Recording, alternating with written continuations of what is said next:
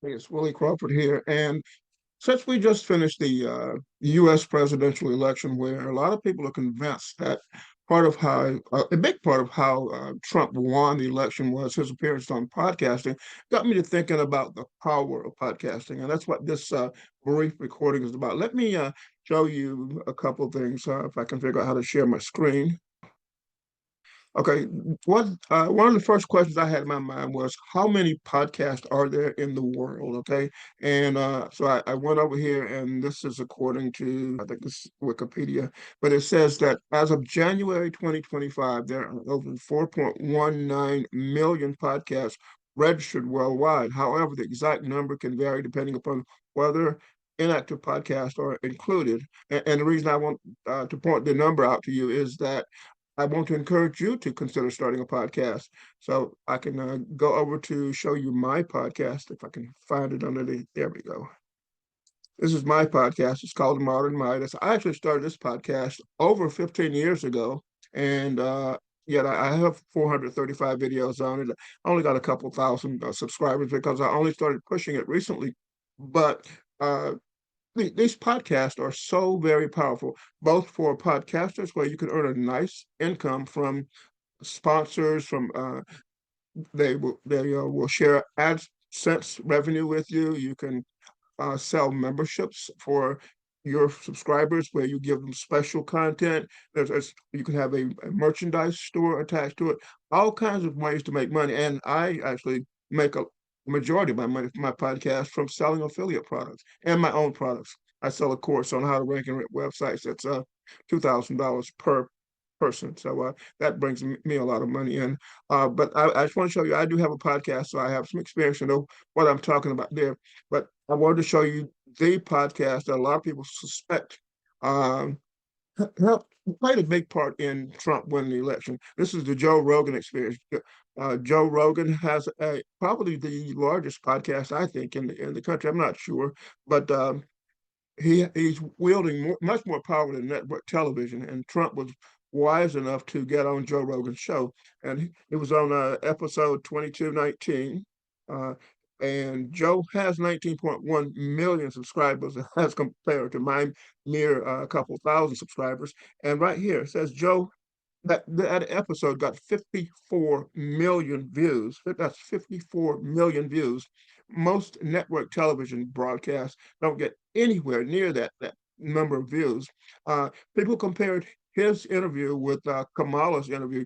She was more structured. What she did was she basically gave people who were going to interview her uh, a bio and a Q&A sheet, probably, which is what I ask people to give me when I'm doing a podcast.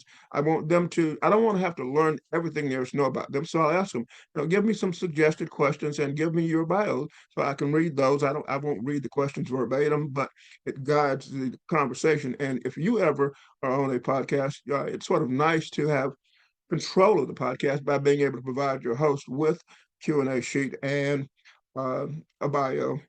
And anyway, let me talk about podcasts first of all. As I just read, there's you know, millions and millions of 4.19 million podcasts in the world, and so uh, getting on a podcast is free publicity. Usually, there are a few podcasters out there who charge you. I know one that will charge you 25 grand to appear on an episode of his show, and so there's income there for him. But podcast guesting, you just need a topic that people are interested in. You can't be boring. Depending on the show, you need to be an appropriate guest for it. And I'll track down some podcast uh, guides, and I'll put a link for you to access those below the video so that you can just reach out to me and I'll get those to you. And guides on how to be a podcast guest, and guide also on a list of places where you can apply to be a podcast guest. I'll give you that free. Uh, just look for the link below, in the description below the recording on YouTube. Uh, and the thing about podcasts is you can't usually start big like Joe Rogan's show with 19.1 million subscribers. If you could, just imagine if you mentioned a product, well, just like being on Oprah. Oprah, when she would mention a book or some new whatever product release on her show, they would sell millions of dollars worth just an appearance on Oprah. That's it's relatively apparent.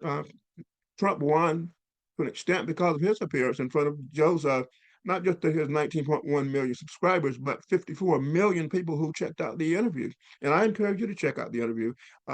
See, I had just a couple of things I was going. Yeah, start small. Don't expect to, appear on Joe Rogan's show. Reach out to somebody who has only a couple thousand.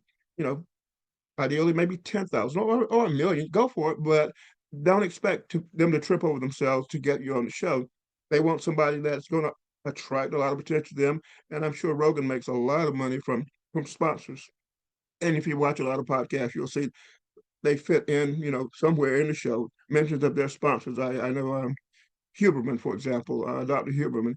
He he'll mention 4 or 5 products on the show, but his show is excellent, and I highly recommend it. It's the Huberman Show.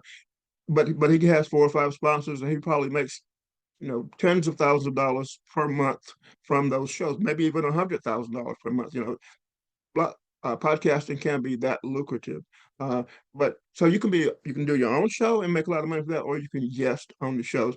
And even if you start out on a small show or small shows, I'm a trained platform speaker, and I was taught to start small and then expand, not expect to be on huge stages. Although I've spoken internationally now, I've spoken on about 80 stages, but I don't do it anymore. I used to travel around the world speaking at internet marketing conferences mainly, but I don't do that anymore. But I was taught to start small and then to expect, bigger and bigger opportunities as you grow. And I spoke at one event that had close to 1,000 people in the UK. So I was growing. I mean, the first event that I hosted only had about 30 people in the audience, so I grew. Anyway, I'm rambling right now. I just want to encourage you to consider hosting your own podcast and also guesting because that is some of the best free publicity you can get. I actually, appearing on. I've done radio interviews too. Those are powerful. You get to reach their audience. I've been on some that reached millions, but podcasts are where it's at now. Podcasts are much more powerful than network television because people who trust the podcaster and their reputation, they have more credibility than network news right now. I don't believe half the things I see in network news because I know that whoever profits from and runs and owns the network, they slant the news, And admittedly, Rogan, he was pro-Trump, so he invited a guest Trump spoke for let's see, where is it? Somewhere it tells, 2 hours and 58 minutes. And that's another lesson to be learned from this. 2 hours, he spoke for almost 3 hours and it was unscripted. He made jokes and he said things that were controversial. And it was like two friends just chatting to a large extent, but he wasn't afraid to breach sensitive topics as opposed to Kamala, who a lot of her interviews were short, 15, 20 minutes. And, you in the studio doing the interview and then leaving, maybe to do another one, or either in the studio in person or maybe over uh, the computer, which is how I do a lot of mine. But go for the big ones, and the longer the better. Both for the host, I earn revenue based on a number of things, but in order to even qualify for for ad revenue from YouTube, you need to have at least 4,000 watch hours in a 1 year period to even qualify to apply for ad revenue share and a number of other benefits. And so you want the watch hours and longer episodes if you're interested. Will get people to start at the beginning and they'll go all the way through. I'm sure Rogan had no problem getting people to stay on and listen to Trump. But on some of the other shows, you may have to offer something extra, prize or a gift or something, maybe a drawing at the end where you're going to give away something to keep people hanging on all the way to the end so you can get those watch hours. That's another technique and a tip for getting your show monetized. And that's actually, I've got uh, episodes on the channel on how to monetize a YouTube channel. So look around the channel, look around this channel at the different videos, and there's a lot of lessons here. And while I'm at it, why don't you go ahead and subscribe to the channel, give this video a thumbs up, and share it with people who could benefit from it. And if you do that, I'll stop rambling. I'm Willie. Thanks for listening.